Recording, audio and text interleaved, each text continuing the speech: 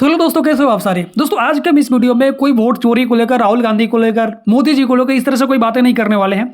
आज हम कुछ ऐसे बात करने वाले हैं जिसमें एक राजस्थान का स्टूडेंट ने उपराष्ट्रपति के लिए नामांकन भरा है। भाई विधायक छोड़ दो, सांसद छोड़ दो, मुखिया छोड़ दो, इसके लिए कौन वोट करने वाला है, इसके लिए कौन वोट लड़ने वाला है। डायरेक्ट भाई प्रेसिडेंशियल इलेक्शन लड़ो ना। तो उपराष्ट्रपति के पद के लिए राजस्थान का एक जैसलमेर का एक छात्र है जिसका नाम है जलालुद्दीन, उनके द्वारा उपराष्ट्रपति के पद के लिए नामांकन किया गया, इलेक्शन फाइट करने के लिए, उपराष्ट्रपति बनने के लिए। देखो, हो सकता है कि ये तो इनका फॉर्म जो है रिजेक्ट हो जाएगा, लेकिन काफी इंटरेस्टिंग खबर है ना। इसके लिए लोग क्या कहेंगे, यही कहेंगे ना।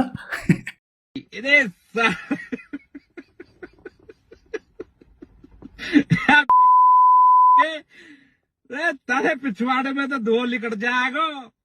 कभी बहम पाल रहे हो बेटा।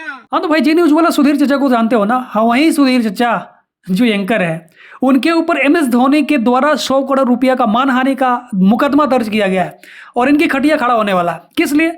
क्योंकि मद्रास हाई कोर्ट के द्वारा एक एडवोकेट कमिश्नर को नियुक्त कर दिया गया है इस सारी चीजों को जांच करने के लिए। अब सारी चीज है क्या दोस्तों, आप लोगों को मालूम ही होगा कि 2014 में IPL में सट्टाबाजी करने के तौर पे, सट्टाबाजी करने को लेकर सुधीर चौधरी के द्वारा एक बात कही गई थी जी न्यूज पे कि हाँ, MS धोनी कहीं ना कहीं सट्टेबाजी करते हैं और सट्टेबाजी में लिंक है, जिसके कारण मद्रास हाई कोर्ट में उसी समय केस दर्ज कर दिया गया।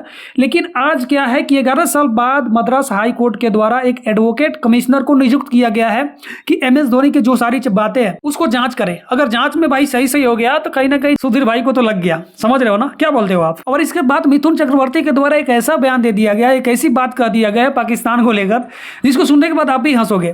दोस्तों, आपको मालूम ही होगा कि बिलावल भुट्टो जो पाकिस्तान के पूर्व विदेश मंत्री थे, उनके द्वारा एक बात कही गई थी ऑपरेशन सिंदूर को लेकर। जिस समय हमारा जो नदी का पानी बंद किया गया था, सिंधु नदी का, उस समय कहा गया था बिलावल भुट्टो की ओर से कि अगर पानी को रोका गया हिंदुस्तान की ओर से तो हम इसको वार के रूप में कंसिडर करेंगे, एक्ट ऑफ वार के रूप में लेंगे और हम हिंदुस्तान पे आक्रमण करेंगे।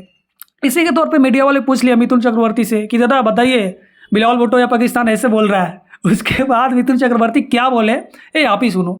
डैम बनाया तो पाकिस्तान वार करेगा, थ्रेट क्या है, किस रूप से क्या बोलेंगे, क्या जवाब देंगे? सर, मैं कभी पाकिस्तान का अवाम के अगेंस्ट में हमारा कुछ कहना नहीं है कि पाकिस्तान का अवाम जो है वो युद्ध नहीं चाहते हैं, अच्छे लोग हैं सब। लेकिन अगर ऐसी बातें करते रहेंगे तो फिर खोपड़ी सनक गई तो फिर दूसरा हो जाएगा ना। फिर एक ब्रह्मस चला तो दूसरा ब्रह्मस चलेगा। और अगर कुछ नहीं हुआ तो हम लोगों ने सोचा एक डैम बनाएंगे और 140 करोड़ आदमी उधर पेशाब करेगा, फिर डैम खोल देगा, कोई गोली नहीं चलेगी, सुनामी आ जाएगा। न्यूक्लियर हमले का भी थ्रेट कर रहे हैं। मैं बोल रहा हूँ सुनामी आ जाएगा। चलो, थैंक यू सर। इसके लिए माफ़ी चाहता हूँ मैं पाकिस्तान के अवाम के साथ, उनके साथ हमारा कोई लेना देना नहीं, लेकिन ये बात सिर्फ मैंने उनके लिए कहा है। भाई सब उत्तर प्रदेश से एक काफ़ी बेहतरीन और इंटरेस्टिंग चीज़ निकल के आ रही है। एक पिता के 50 बच्चे जो एक ही घर में रहते हैं, सबसे छोटा बच्चा 28 साल का, सबसे बड़ा बेटा 72 साल का। ये बात निकल के तब आई जब इलेक्शन कमीशन को लेकर फर्जीवाड़े को और राहुल गांधी के द्वारा एक पूरी तरह से पर्दाफाश कर दिया गया।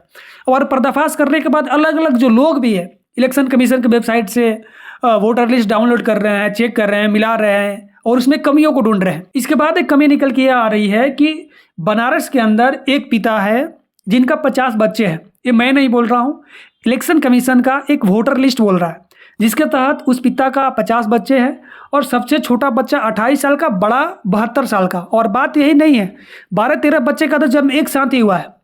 तो क्या सोचते हो आप सारी बातों को लेकर कमेंट बॉक्स में जरूर बताना और चैनल सब्सक्राइब कर लेना। बाकी मिलेंगे किसी नेक्स्ट वीडियो में, तब तक के लिए थैंक यू, जय हिंद।